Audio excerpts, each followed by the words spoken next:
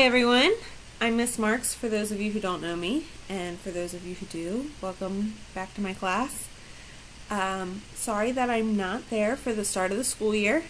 I'm going to be out for the first few weeks, but I still wanted to take the time to say hey, to talk to you about my expectations of the course and what you can expect from the course as well.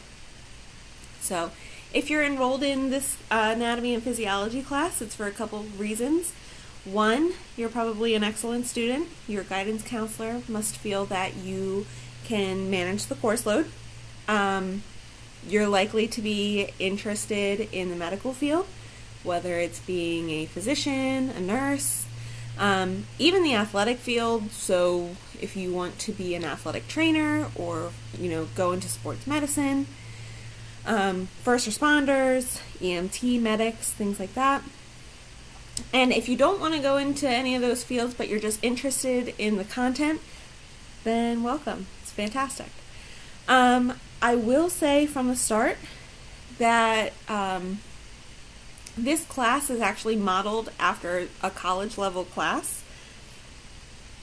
Unfortunately, it's not worth a college level credit. That being said, to accommodate for that, because it is more rigorous and a little more difficult than, say, your normal classes, it's actually worth a 5.0 on the GPA scale. Okay, so most of your high school classes are worth 4.0 on the scale, except for your AP classes. However, to accommodate for the rigor of our anatomy class, guidance has made this worth 5.0 towards your GPA scale. So that's great, but it also means that we've got a lot of work to do to make sure that this class is worth that 5.0. Okay, we actually move at quite a fast pace because we have one unit for every body system. So that comes out to 13. That's a lot of units. So to kind of help with us getting through this work, we are going to be not only pretty busy in class, but occasionally you're going to have to take homework as well, which you're probably not a stranger to, but I figured I'd warn you ahead of time.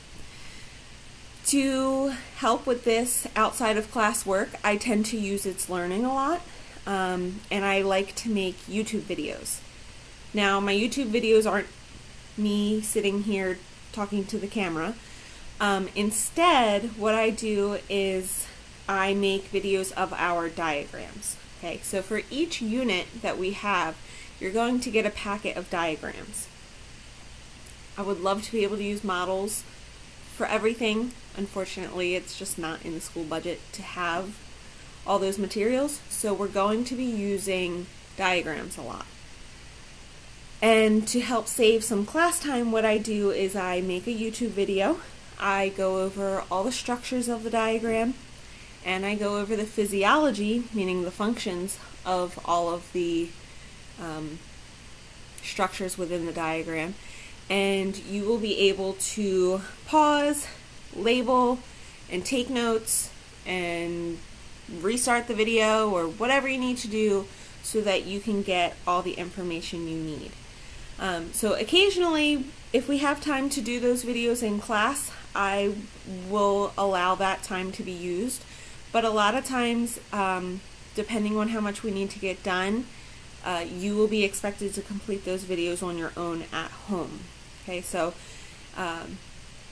just want to give you a heads up about that, because with the diagrams covering the entire unit, each video can be pretty lengthy. I'm sorry that you have to listen to me talk for so long, but that way we don't have to do it in class, and it gives you the opportunity to pause. Say you've covered 10 minutes of the video, pause it, and the next day do the next 10 minutes. You can manage your time how you see fit, and that way it's not me rushing through class, and you don't have to worry about missing anything. You can go back and re-review if necessary. Okay, Just basic attendance and makeup work. I'm not so sure how your sub is going to decide to cover missing work. That is going to be their preference. But when I return, I'll talk to you more about my absent bin and just my expectations there. Pretty much once you return from school, you just come in. You don't even ask me what you missed, because you'll go to the bin. All the work will be in the bin. You just take out everything that you missed, and you can kind of run it by one of your peers to see what you need to get. And that needs to be done before class, just so you know. Okay, so if you're out one day, don't wait until the next class that you have me. You need to already have your work by then, okay? Regarding late work, and we're going to talk more about this when I return, and I don't really see late work being a problem with you guys, hopefully, but just know that my policy is a 30% deduction, and I accept late work for up to 2 weeks. After that, it's a no-go. And it has to be collected that period. Okay, so leaving something in your locker is not an excuse. I'm not going to let you go to your locker. Turning something in at the end of the day means it was not turned in on time, and it's a deduction. So just make sure that you're well organized. You should always have your binder. I highly recommend having just your own binder for this course, so that way all your materials are together in one place, and like I said, since we have so much content, you might want to have your own space for all of your anatomy work. Grading is just like all your other classes. We do 20% practice, 30% process, 50% product. Your practice is going to be your diagrams and simple classwork. Regarding your diagrams, to get full credit, you have to have both the labels done and notes on physiology. No notes on physiology equals no grade. Okay? And your sub knows this as well. So when you're doing diagrams while I'm out, you're still expected to take notes on those physiology comments that I make on the videos. Your process is mostly going to be quizzes and activities. As for quizzes, you don't really have many while I'm away. However, when I return, just know that we quiz very frequently, about every 2 to 3 class periods. And this is to make sure that you're studying, staying on top of the content, and then it also gives me kind of an idea that if I see that everybody's struggling, say with the same question, then maybe we need to review that section of content so that we're all on the same page by the time the exam comes up. And then for your product, of course, you have your exams and dissections. Exams, 1 for every unit, and then your dissections, which is the fun part of the year, is going to be about 8 or so dissections. So probably 2 dissections a quarter, most likely. Depends on how the timeline works out when I get back. So last thing I want to talk to you about, because I know, sorry, this video is getting a little lengthy, is your dissections. Dissections are a ton of fun, but I do have high expectations for you. Okay, so if you've dissected in the past, you probably used a manual where you followed step by step along with what you should be doing, kind of like a recipe. However, that's not how we dissect in this class. Instead, it's my expectation that you will write your own dissection and then complete it. So that's why it's worth a product grade. Okay, so for every dissection you do, you're going to complete a write-up.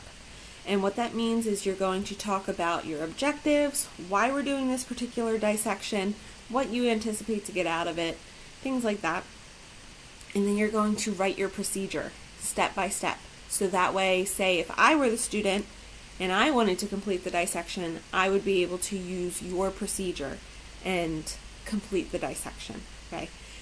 And once you've done that, you will then complete the dissection, take images as you go. You'll be labeling structures and talking about the types of cuts you're making and pinning the different structures within the organism, or if it's just an organ, and those will be going into your write-up as well.